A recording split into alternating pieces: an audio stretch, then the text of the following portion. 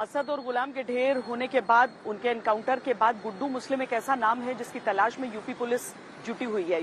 गुड्डू मुस्लिम वो नाम भी है जो अतीक अहमद से जुड़ने से पहले उत्तर प्रदेश से लेकर बिहार तक अलग अलग माफिया से उसका नाम जुड़ा रहा।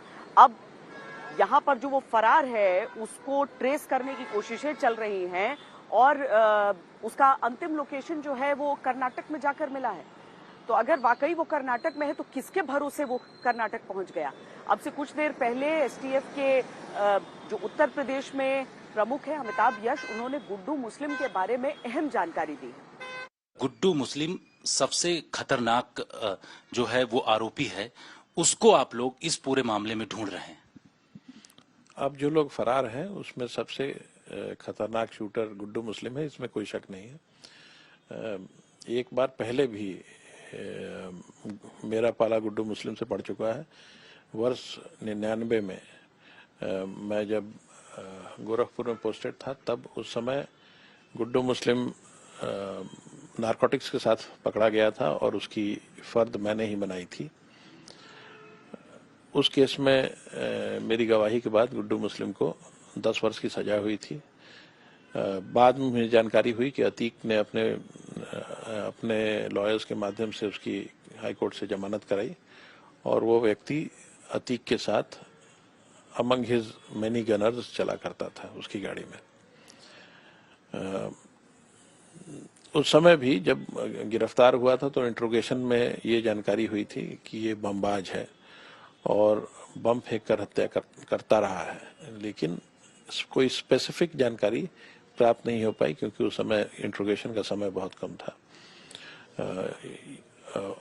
उसके जब ये घटना हुई तो सीसीटीवी को देखते ही मैं इस व्यक्ति को पहचान गया। ये एक प्रोफेशनल मर्डरर है और अगर ये फ्री रहता है तो फिर ये भी घटना करने में सक्षम है और इसलिए इसको पकड़ना आवश्यक है। इम्पोर्टेंट एसोसिएट क्राइम में गुड्डू मुस्लिम अवश्य है। वह स्वयं में भी क्राइम करने में सक्षम है, अकेले भी क्राइम करने में सक्षम है। बमबाज है, वो उसके पास ये स्किल है कि अपने बैग में बम बनाने का सामान रखे, बम को चलते फिरते हुए या मोटरसाइकिल पे चलते हुए, गाड़ी में चलते हुए बनाए और तत्काल फेंक दे। ये स्किल्स वाले प्रयागराज में इस प्रकार के लोगों को बमबाज कहा जाता था और अगर ये जल्दी ही गिरफ्तार नहीं होता है तो ये एक थ्रेट बना रहेगा। मेरठ में हम लोगों ने मिस किया था, उसके बाद की चीजें मैं आपसे डिस्कस नहीं कर पाऊंगा। बार बार हर कोई जो आखिरी कुछ शब्द थे जब वो संवाददाता सवाल पूछे जा रहे थे अशरफ और अतीक से, मेन बात है कि गुड्डू मुस्लिम, लेकिन उसी समय गोली चल गई और मेन बात तो रही गई। दरअसल पिछले कुछ समय से ये खबरें भी आ रही थी कि गुड्डू मुस्लिम को इस बात को लेकर बहुत ज्यादा नाराजगी थी कि अतीक अहमद केवल अपने बेटे असद और दूसरे शूटर गुलाम को बचाने की कोशिशें कर रहा था और उसे कोई परवाह नहीं थी गुड्डू मुस्लिम को लेकर। तो क्या ऐसा हो सकता है कि इस चिट्ठी में जब नाम निकले तो वो गुड्डू मुस्लिम का निकले और उसी ने मरवा दिया हो अतीक और अशरफ को?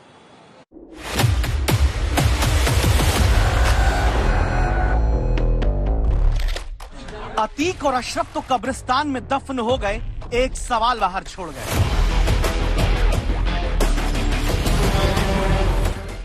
क्या अशरफ जो मेन बात बता रहा था वो किसके बारे में थी? क्या अशरफ ने पूछताछ में पुलिस के सामने कोई राज, कोई नाम बोला था? इसलिए सीक्वेंस को बहुत ध्यान से देखिए। जब धूमनगंज थाने की पुलिस के पहरे में जीप से उतरने के बाद आगे बढ़ते अतीक और अशरफ से वहां मौजूद आज तक संवाददाता समर्थ और दूसरे पत्रकार सवाल करते हैं। जनाजा हुआ था, जो आप लोग वहाँ गए थे कि नहीं? आज जनाजे में आप लोग नहीं गए थे, क्या कहना? आप कुछ कहना? आईडी वो हम दे देंगे तुमको। पॉइंट ब्लैंक रेंज पर गोली लगने से ठीक पहले अशरफ के आखिरी शब्द थे, मेन बात यह है कि गुड्डू मुस्लिम। मेन बात यह है कि गुड्डू मुस्लिम। मेन बात यह है कि गुड्डू मुस्लिम का नाम और चली गोली। बात अधूरी रह गई। ये पहली बनकर रह गया कि आखिर गुड्डू मुस्लिम से जुड़ा अशरफ क्या बताने वाला था। गोली लगने से पहले जो बात अशरफ नहीं बता पाया, क्या उसकी तफ्तीश हो रही या फिर ज्यादा मुंह पूछताछ में अशरफ अतीक ना खोल सके इसीलिए शूटर आए। गुड्डू मुस्लिम यानी वो अपराधी जो 24 फरवरी को उमेश पाल हत्याकांड के दौरान प्रयागराज में बम ऐसे फेंक रहा था जैसे आलू। अतीक का ये बमबाज अब तक फरार है। गुड्डू मुस्लिम ही वो शख्स है जो सबसे पहले उमेश पाल हत्याकांड के बाद झांसी फरारी के दौरान पहुंचा था। गुड्डू मुस्लिम के बाद ही असद और गुलाम झांसी पहुंचे थे। क्या गुड्डू मुस्लिम ने ही असद और शूटर गुलाम की मुखबिरी की? गुड्डू मुस्लिम अभी कहाँ है? क्या इन सब सवालों से जुड़ी कोई बात अशरफ करने वाला था? जो बात खत्म होती उससे पहले अतीक और अशरफ खत्म हो गए। मेन बात यह है कि गुड्डू मुस्लिम बहुत बड़ा किरदार है जिसका मिलना जरूरी है, क्योंकि अतीक अहमद का खास शूटर गुड्डू मुस्लिम अतीक का सारा नेटवर्क संभालता रहा। एसटीएफ के मुताबिक आईएसआई से मंगवाए गए हथियार पंजाब के रास्ते लाने में गुड्डू मुस्लिम ही सब कुछ मैनेज करता था। अतीक को डर था कि कहीं गुड्डू मुस्लिम पकड़ न लिया जाए। अतीक डरता था गुड्डू मुस्लिम पहले पकड़ा गया तो राज खुलेंगे। वहीं दावा है कि गुड्डू मुस्लिम को लगता था कि अतीक सिर्फ असद और गुलाम को बचाने में अपने नेटवर्क का इस्तेमाल कर रहा है। अब सवाल है, गुड्डू मुस्लिम अगर कर्नाटक तक पहुंच गया तो क्या कर्नाटक से पकड़ा जाएगा या फिर असद की तरह भागने के दौरान गोली चलाने की कोशिश करेगा तो मारा जाएगा?